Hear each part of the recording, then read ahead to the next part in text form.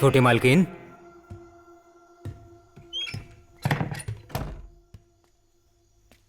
क्या बात है बाहू मामा, इतनी रात को?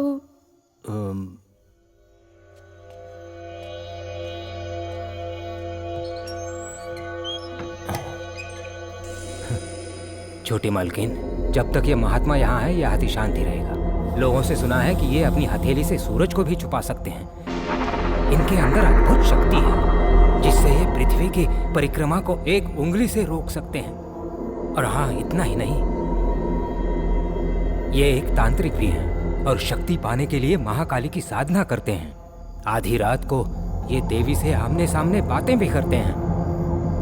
और ये कभी एक जगह नहीं रुकते, भ्रमण करते रहते हैं। तो क्या वो यहाँ से भी चले जाएंगे? लगता तो ऐसा ही। लेकिन कहाँ?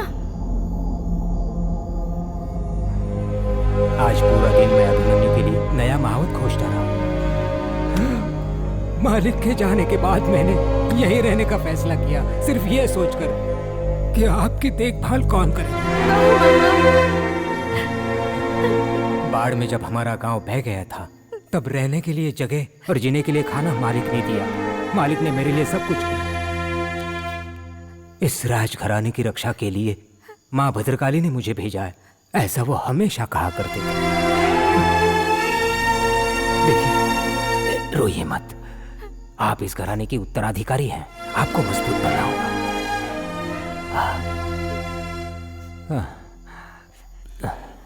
माँ आपकी रक्षा करें।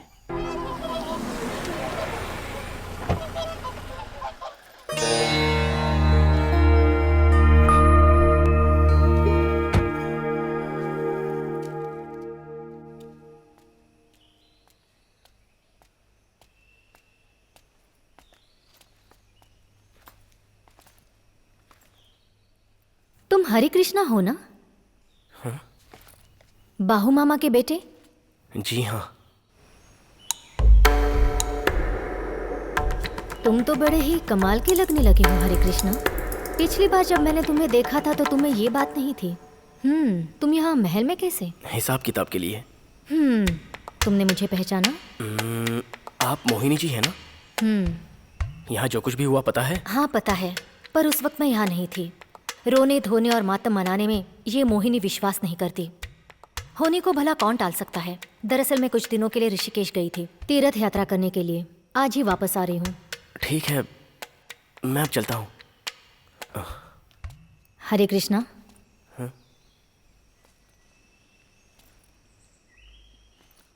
मैं तुमसे मिलना चाहती हूँ, अकेले में। आओगी ना?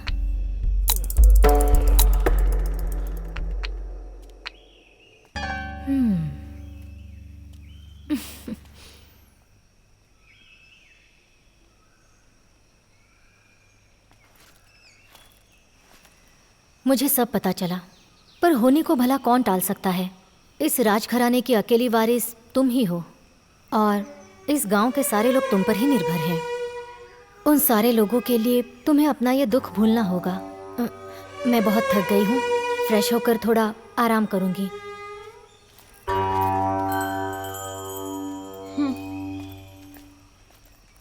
बड़े मालिक ने इसे अपनी बेटी की तरह पाला है। तुम्हें दिलासा देते वक्त इसकी आंखों में आंसू की एक बूंद तक नहीं आई। पता नहीं कैसी पत्थर दिल औरत है। कोई बात नहीं जानकी बुआ, मोहिनी दीदी की बात बिल्कुल सच है। रो धोकर दुख का दिखावा करना उन्हें नहीं आता, लेकिन उनका दिल बिल्कुल साफ है जानकी बुआ।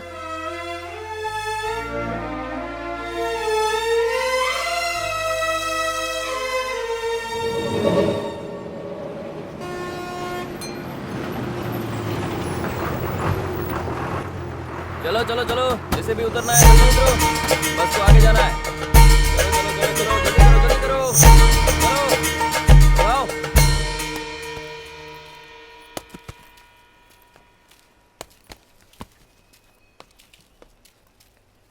मुझे राजकुमारी हेमावती से मिलना है। आप कौन हैं? अब्दुल्ला, हाथी की देखभाल करने आया। इसे इस तरह से किसने काटा? अभी 1 महीने में ही सड़ जाएगा। मैं राजकुमारी जी को बताकर आता हूँ। ठीक है।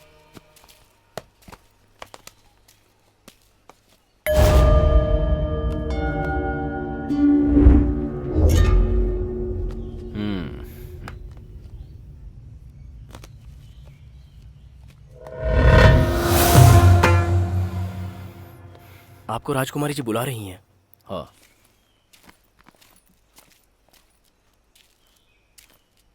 कौन हो तुम? अब्दुल्ला। यहाँ किसके कहने पर आए हो? उस्ताद के। कहाँ के रहने वाले हो तुम? मौली गांव का। आप जानते हैं? कभी गया नहीं, लेकिन नाम सुना है। तुम्हें हाथी के देखभाल का कोई अनुभव है? देखभाल का अनुभव तो नहीं है, हैं? लेकिन काबू में रखने का है। हाँ? हाथी तो कोई भी रख सकता है, लेकिन काबू में रखना सबके बस की बात नहीं है। मतलब उसके दिमाग को काबू में रखना होता है। इसी में महावत की समझदारी और ताकत होती है। अभिमन्यु के बारे में सब कुछ जानते हो ना? उसने 3 लोग कुछ बताने की जरूरत नहीं है राजकुमारी जी, मुझे सब कुछ पता है। जो हाथी को गुड़ और गन्ना खिलाता है उसे हाथी कभी नहीं कुचलता, लेकिन मंत्रों के प्रभाव में आने के बाद हाथी पागल होकर अपने मालिक को भी कुचल सकता है। ये बात मेरे उस्ताद ने बताई है। उनका नाम रुद्र है क्या? ये तो मैं नहीं जानता, पर वो मेरे उस्ताद हैं और वही मेरे लिए सब कुछ है। उस्ताद कौन है, क्या है, कोई नहीं जानता। उनका कोई नाम नहीं है और ना ही पता। वो एक महान आत्मा है। अपनी आत्मा की सच्चाई से आप उन्हें पा सकते हैं। अपना ये उस्ताद पुराण बंद करो और पैसों की बात करके जल्दी से काम पे लग जाओ। राजकुमारी जी, ये कौन है? ये हमारे शिव बाहु मामा हैं। इनसे कहिए मेरे खाने का इंतजाम करें, वरना यहीं खड़े खड़े दिमाग क्या खाएंगे। कहा? बाहु मामा, आप जाइए, मुझे इनसे कुछ बात करनी है।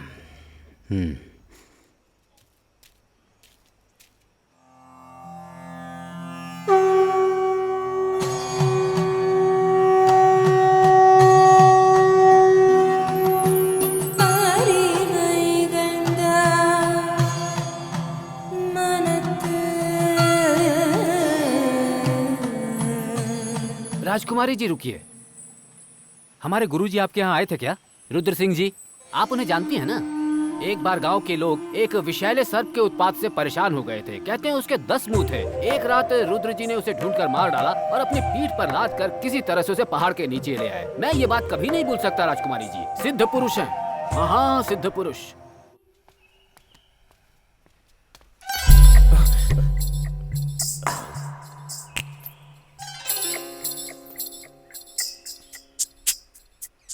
मुझे जाने दीजिए। तो जाओ ना।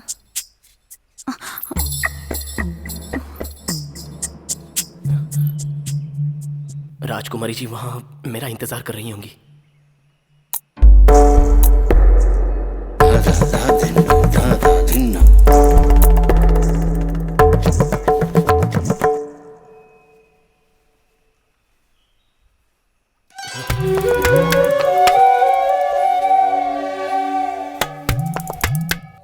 हरे कृष्णा। सूरज ढलते ही मेरा मन न जाने क्यों बेचैन हो उठता है। मुझे खुद भी नहीं पता कि ऐसा क्यों होता है। मेरी आत्मा को कहीं भी शांति नहीं मिलती। मुझे नाग देवताओं ने शाप दिया हुआ है कि मेरा विवाह कभी भी नहीं होगा। मेरे जीवन में दाम्पत्य सुख है ही नहीं। अब मैं जा सकता हूँ?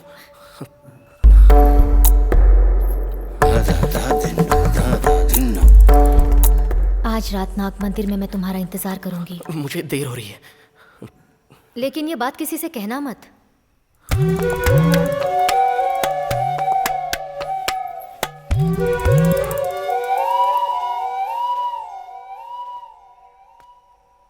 मोहिनी,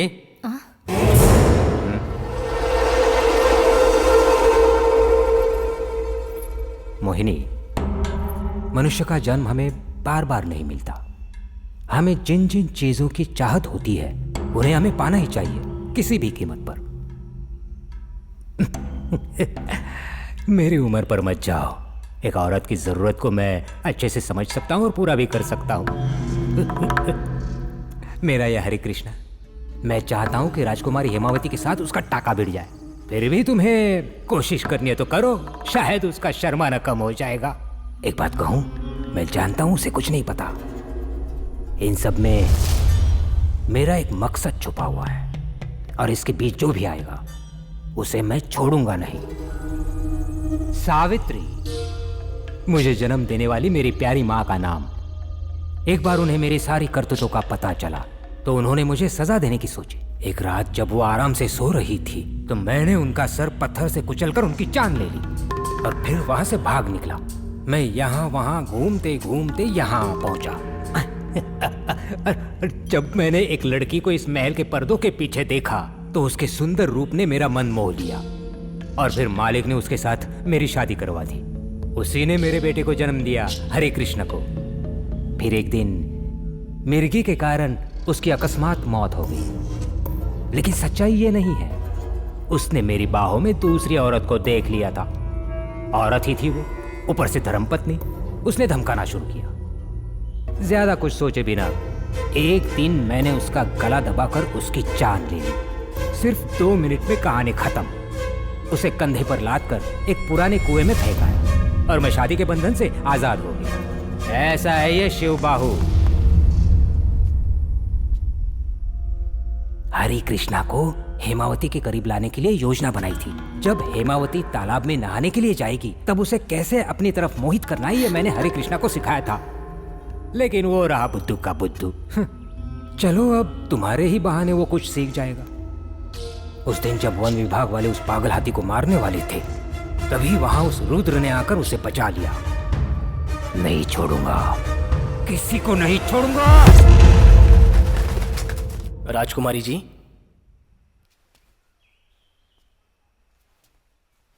क्या बात है हरे कृष्णा?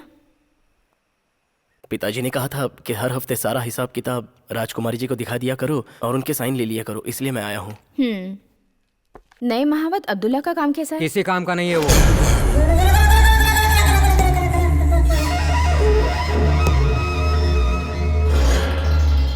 हाथी राजघराने की शान होता है, लेकिन अब परिस्थिति ऐसी नहीं है कि हम उसे और ज्यादा दिन रख सके। उसे अब हटा देना चाहिए। मालिक को हाथियों का बहुत शौक था, लेकिन उसी शौक ने उनकी क्या हालत कर दी वो तो आप जानती ही हैं। बाहु मामा, जो होना था वो तो हो गया और अब इस घर में आप ही हो जिस पर मैं भरोसा कर सकती हूँ। बाबा जो कुछ भी करते थे, जो भी फैसले लेते थे, वो सब आपको ही पता है बाहु मामा। इसके अलावा सारी बातें एडवोकेट गोवर्धन को पता है। इस दुनिया में अब आपके सिवा मेरा कोई नहीं है और मुझे खुद से भी ज्यादा आप पर विश्वास है। आप जहाँ भी साइन करने को कहेंगे मैं कर दूंगी। मेरी बेटी को जब भी मेरी जरूरत पड़ेगी मैं जरूर साथ दूंगा। मैं आखिरी सांस तक इस घराने की सेवा करूंगा। जब तक मैं हूं तुम्हें चिंता करने की जरूरत नहीं। मालिक जो कुछ पीछे छोड़ गए हैं मैं उसे बढ़ा तो नहीं सकता, लेकिन संभाल जरूर सकता हूं। वैसे मैं ये कहने आया था कि एक अच्छे राजघराने से मोहिनी के लिए रिश्ता आया है। सच कह रहे हैं? हाँ, लड़का विदेश में है, अमेरिका गया हुआ है। वैसे उस शाही घराने का पतन हो चुका है, अब न उसके पास पैसा है और न प्रॉपर्टी, लेकिन वो मोहिनी के शापित कुंडली के बारे में चिंता नहीं करता। ये हमारी मोहिनी का भाग्य ही तो है। वो पूछ रहे थे कि क्या लड़का लड़की को देखने आ सकता है। उनसे कहिए जल्दी आ जाएं, दीदी उन्हें जरूर पसंद आएंगी।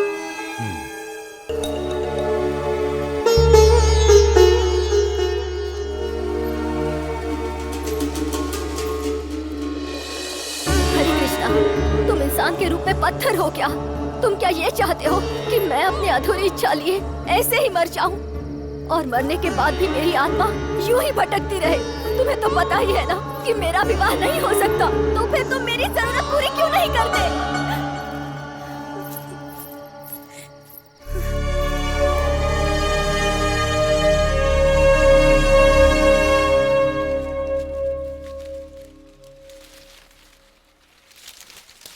तीन लोगों की जान लेके ये महाशय खुश है, मानो जैसे कुछ हुआ ही नहीं है।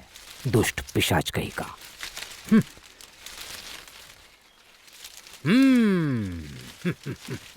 मैं उस दिन का इंतजार कर रहा हूं जिस दिन यह हाथी पागल होकर इसके सर को पैरों तले कुचल देगा।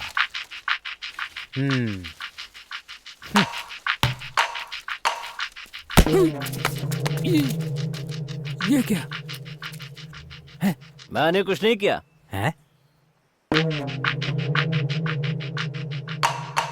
इसने मारा है। ये सब जानता है कौन क्या है। पहले के जमाने में तुम लोगों को राजमहल के बाहर खड़ा होना पड़ता था, भीख मिलने के इंतजार में। ऐसे झुक झुक कर भीख मांग कर ले जाया करते थे, और अब देखो मुझसे जुबान संभाल कर बात करना।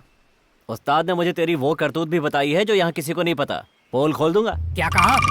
तुम्हारे उस्ताद की तो मैं। क्या कहा तुमने? तुम्हारी इतनी हिम्मत? तुम जैसे लोगों को सीधा करने का मेरे उस्ताद ने एक तरीका बताया है। ये देख, ये उंगली देख रहा है ना, इसे तेरे पेट में डालकर घुमा दूं ना तो पता है क्या होगा? 90 दिन तक ऐसे दस्त लगेंगे कि खाने पीने के लायक नहीं रहेगा।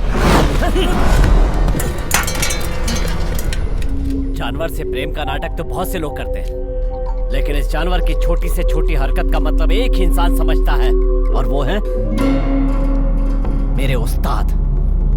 मेरे उस्ताद सिर्फ शरीर से यहां से गए हैं, लेकिन मन से अब भी इस महल के कोने कोने में हैं।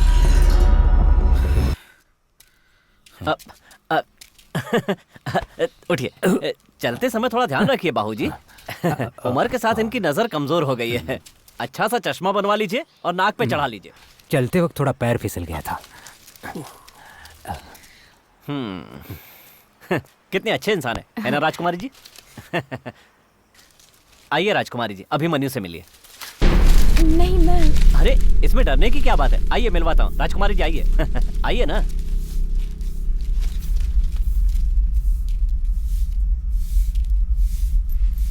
डरिए मत, आइए। बेटा अभिमन्यु, राजकुमारी जी तुमसे मिलने आई हैं। चलो अब अपनी सूंड उठाकर राजकुमारी जी को नमस्ते करो। हाँ। राजकुमारी जी, ये आपसे कुछ कह रहा है।